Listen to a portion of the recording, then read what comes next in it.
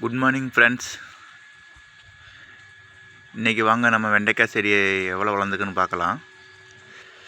எங்கள் வீட்டு தோட்டத்தில் பாருங்கள், போட்டு 15 நாள் ஆச்சு ஃப்ரெண்ட்ஸ். வெண்டைக்காய் நல்லா வந்துருச்சு.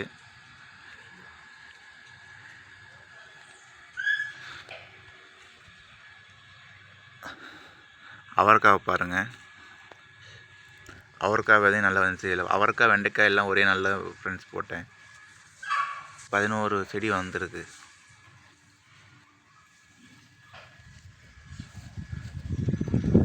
பாலக்கீரை பாருங்கள், களை எடுத்துருக்கிறேன்.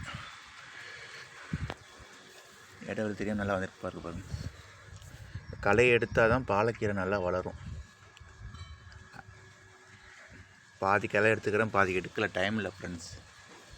இந்த இது நான் இன்றைக்கி வந்து எடுக்கணும்.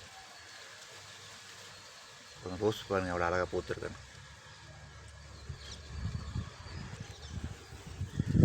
பாலக்கீரை இன்னும் ஒரு 15 நாளில் நல்லா செழுமையாக வந்துடுங்க ஃப்ரெண்ட்ஸ். இந்த பாருங்கள், இந்த பாத்தியில் உங்களுக்கு முதல் வீடியோவில் போட்டிருந்தேன்னா விதை போட்டிருக்கிறேன்னு, கத்திரி எப்படி முளைச்சிருக்கு பாருங்கள். கத்திரி செடி இது இன்னும் கொஞ்சம் 10 நாள் கழித்து நாற்று எடுத்து வேறு இடத்துல வைக்கணும். சிவப்பு கீரை பாருங்கள், சிவப்பு கீரை முளைச்சிருச்சு பாருங்கள். சிவப்பு கீரை சொல்லியிருந்தேன் நான் முதல் வீடியோவில், இதில் விதை போட்டுக்கிறேங்க சிவப்பு கீரை அப்படின்னு. இப்போ இதெல்லாம் முளைச்சிருச்சுங்க. கீரை வகைகள்,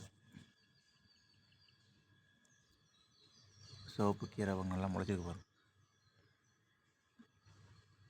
இதுங்களா,